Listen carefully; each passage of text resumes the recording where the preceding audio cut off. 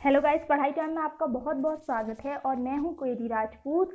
पिछली वीडियो में मैंने 30A के बारे में बात की थी, लेकिन पिछली वीडियो में साउंड की कुछ प्रॉब्लम हो गई थी, उसकी वजह से वो वीडियो मेरे को डिलीट करनी पड़ी। लेकिन आज की वीडियो में मैं आपको फिर से 30A के बारे में और 30 के बारे में भी बताऊंगी कि आर्टिकल 30 आखिर ऐसा है क्या आर्टिकल 30 में, जिसकी वजह से इतना विवाद उठ रहा है, जिसकी वजह से इतने सारी चीज़ें हो रही हैं। तो आर्टिकल 30 और आर्टिकल 30A के बारे में भी हम बात करेंगे, लेकिन उससे पहले, उन सब बातों से करने से पहले मैं आपको एक बात बता दूं कि देखिए, ये जो जानकारी है, जो इन्फॉर्मेशन हम आपको देते हैं लॉ के बारे में, जितनी भी चीज़ें मैं आपको बताती हूँ वो हमें पता चलती है हमारी बुक्स को पढ़कर, ठीक है, और बहुत सारे आर्टिकल्स को रीड करने के बाद वो सारी चीज़ें, इन्फॉर्मेशन हमें मिलती है जो हम आप तक पहुँचा। और मेरी आपसे हाथ जोड़ के एक रिक्वेस्ट है कि प्लीज़ वीडियो को एंड तक देखना, तभी आपको बहुत सारी चीज़ें समझ में आएंगी। वीडियो को बीच में मत छोड़िएगा, क्योंकि मैंने बहुत सारी चीज़ें बताई हैं इसमें जो ज़रूरी हैं आपको समझना।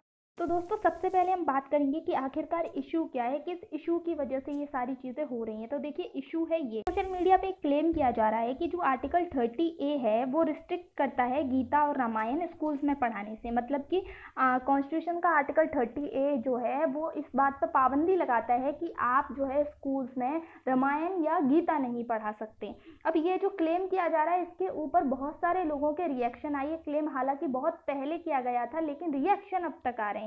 तो कुछ भी बोलने से पहले, आर्टिकल 30A पे कुछ भी कहने से पहले, एक बार हम कॉन्स्टिट्यूशन में ये देख लेते हैं कि आखिर 30A है पा रहे हैं। तो यहाँ पर देखिए, मेरे पास एक कॉन्स्टिट्यूशन की सॉफ्ट कॉपी है, तो हम पहले इसके पहले कंटेंट में जाके देख लेते हैं कि 30 के बाद कोई 30A जैसी चीज़ है कि नहीं, क्योंकि सबसे पहला सवाल तो यही उठता है, क्या 30A है। तो देखिए, यहाँ पर सिंपल सी बात है कि यहाँ पर, एक मिनट में आपको जूम करके दिखा दूँ कि 30 है, उसके बाद 31 है जो रिपील हो चुका है। अब हम कॉन्स्टिट्यूशन के एक बार अंदर जाके देख लेते हैं कि 30 क्या बोलता है और इसके बाद 30A है या नहीं। यहाँ पर ये है 30 जो माइनॉरिटीज़ के राइट की बात करते हैं। इस पर भी हम आगे बात करेंगे कि माइनॉरिटी के इसमें क्या आलोचना की जा सकती है 30 की, वो बात भी करेंगे। लेकिन 30 के बाद 31 है जो कि रिपील हो चुका है, ये है 30।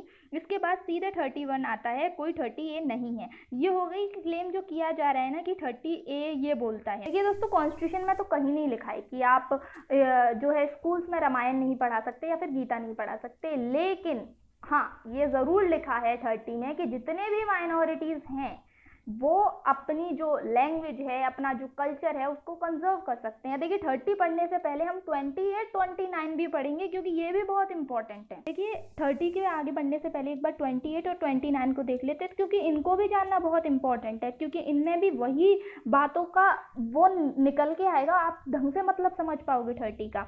तो देखिए, मैं सिर्फ आपको जस्ट बताऊंगी कि आखिर 28 और 29 क्या बोलना चाहते हैं। 28 में कहा गया है कि जो भी शैक्षणिक संस्थाएं यानी कि एजुकेशनल इंस्टीट्यूशन है, सरकार द्वारा दिए गए धन से चलते हैं, उसमें कोई भी धार्मिक निर्देश नहीं दिए जाएंगे। अब ये कहता है 28। अब 29 कहता है अल्पसंख्यकों की भाषा यानी कि माइनॉरिटी की भाषा, लिपि और संस्कृति के संरक्षण से संबंधित है, यानी कि इनको कंजर्व कर सकते हैं। यहाँ पर एक सीधा सा सवाल उठता है कि जब भाषा की, कल्चर की बात आती है तो वो सिर्फ माइनॉरिटीज़ के लिए क्यों होना चाहिए। संरक्षण का अधिकार हर किसी रिलीजन को है, हर किसी संस्कृति को है। हर कोई संस्कृति अपना संरक्षण कर सकती है, अपनी भाषा का संरक्षण कर सकती है, अपने कल्चर का संरक्षण कर सकती है। इस पर बात करने से पहले एक बार 30 को देख लीजिए। देखिए, जो आर्टिकल 30 में माइनॉरिटीज़ की बात की गई है ना, तो इंडियन कॉन्स्टिट्यूशन में कहीं भी माइनॉरिटीज़ की डेफिनेशन नहीं दे रखी है, लेकिन फिर भी 27 जनवरी 2014 को राजपत्र में अल्पसंख्यकों की डेफिनेशन को दिया गया था। उसके अनुसार मुस्लिम, सिख, ईसाई, बौद्ध, फारसी और जैन धर्म के लोगों को ये माइनॉरिटीज़ का दर्जा मिला। एक बार सुप्रीम कोर्ट ने भी बोला था कि जो 50% से कम है ना, जिनकी पॉपुलेशन पूरी पॉपुलेशन के हिसाब से जो 50% से कम है, उनको माइनॉरिटीज़ में रखा। एक बार आर्टिकल 30 की डेफिनेशन को और इसके प्रावधानों को देख लीजिए। तो आर्टिकल 30 देश में शैक्षणिक संस्थाओं की स्थापना और प्रशासन के लिए अल्पसंख्यकों को अधिकार देता है। इसका पहला प्रावधान बोलता है कि सभी अल्पसंख्यकों को, यानी कि जो माइनॉरिटीज़ हैं, धार्मिक और भाषाई, को देश में अपनी पसंद के शैक्षिक संस्थाओं को स्थापित और संचालित करने का अधिकार होगा। दूसरा बोलता है कि नहीं, यानी 1A बोलता है कि अल्पसंख्यक द्वारा स्थापित और प्रशासित किसी शैक्षणिक संस्था की किसी भी संपत्ति के अनिवार्य अधिग्रहण के लिए कोई कानून बनाते समय राज्य ये सुनिश्चित करेगा कि ऐसा कानून अल्पसंख्यकों के अधिकारों को ना तो रोकेगा और ना ही निरस्त करेगा। दूसरा, राज्य सरकार अल्पसंख्यक द्वारा शासित किसी भी शैक्षणिक संस्था को आर्थिक सहायता देने के मामले में भेदभाव नहीं करेगी, और देती भी है स्टेट गवर्नमेंट, उन बहुत सारे फंड्स निकलते हैं इनके लिए। आर्टिकल 30 के तहत दी गई सुरक्षा केवल अल्पसंख्यकों को तक सीमित है और इसे देश के सभी नागरिकों तक विस्तृत नहीं किया जाता। पर ये भी जान लीजिए कि कितने प्रकार के माइनॉरिटी इंस्टीट्यूशन है। तो देखिए, पहला होता है सरकार से मान्यता लेने के साथ साथ आर्थिक सहायता की मांग करने वाले संस्थान, यानी इंस्टीट्यूशन ऐसे जो आर्थिक सहायता भी लेते हैं और मान्यता भी लेते हैं। दूसरे, ऐसी संस्थाएं जो राज्य से केवल मान्यता की मांग करती हैं और आर्थिक सहायता नहीं लेती।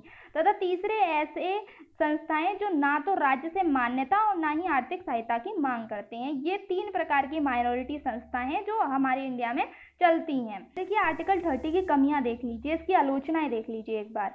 भारत में जातियों और साथ ही धार्मिक अल्पसंख्यकों के हित की रक्षा के लिए आर्टिकल 30 को विभिन्न धाराओं के साथ शामिल किया गया था। वहीं इसमें कुछ कमियां भी हैं। वास्तविक तथ्य ये है कि अल्पसंख्यकों के पास स्थापित शैक्षिक संस्थाओं का व्यक्तिगत नियंत्रण होता है, जिसका अर्थ ये है कि सरकार इसमें कोई हस्तक्षेप नहीं कर सकती, मतलब गवर्नमेंट का कोई भी इसमें इंटरफेरेंस नहीं होगा। इसके अब ये सुनिए कि अल्पसंख्यक संस्थाओं को शिक्षा अधिनियम के अधिकार के अनुसार गरीबों के लिए अपनी 25% सीटें आरक्षित करने की छूट देता है, जो भारत के संविधान में निहित मूलभूत अधिकारों के विपरीत है। यहाँ जो सबसे बड़ी आलोचना की गई है ना, वो ये है कि यहाँ पर माइनॉरिटी जो इंस्टीट्यूशन है वो पूर्ण यानी पूरी कंप्लीट इंडिपेंडेंस का आनंद लेते हैं। वहीं हिंदू संस्थाओं को सरकार के हस्तक्षेप का सामना करना पड़ता है, जो गैर अल्पसंख्यक के खिलाफ भेदभाव है। भारत के सभी नागरिकों के समान अधिकारों को सुनिश्चित करने की कोशिश करते समय अनुच्छेद सांप्रदायिक असंतुलन को बढ़ावा दे सकता है। दुर्भाग्य से अनुच्छेद 30 अल्पसंख्यकों के प्रति सरकार के एक सहिष्णु दृष्टिकोण को प्रदान करता है। देखिए, यहाँ पर एक बहुत बड़ी बात है कि सारे धर्मों को, जितने भी कल्चर्स हैं, उनको अपनी भाषा को, अपने कल्चर को संरक्षित करने का अधिकार है, यानी कंजर्व करने का अधिकार है। वो सभी को होना चाहिए, सिर्फ माइनॉरिटीज को नहीं होना चाहिए।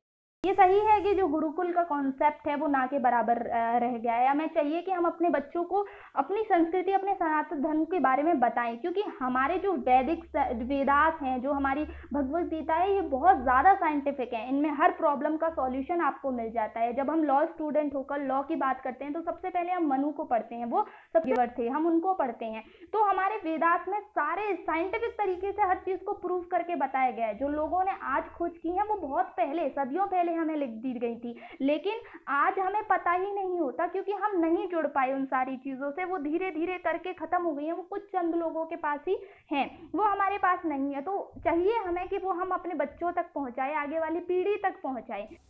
तो गाइस, ये थे मेरे आर्टिकल 30 पे विचार। मैंने आपको आर्टिकल 30 बता दिया है कि इसमें क्या आलोचना की गई है। ऐसे ही लॉ की और इंटरेस्टिंग वीडियोस के लिए सब्सक्राइब करें पढ़ाई टाइम को। तब तक के लिए राम राम।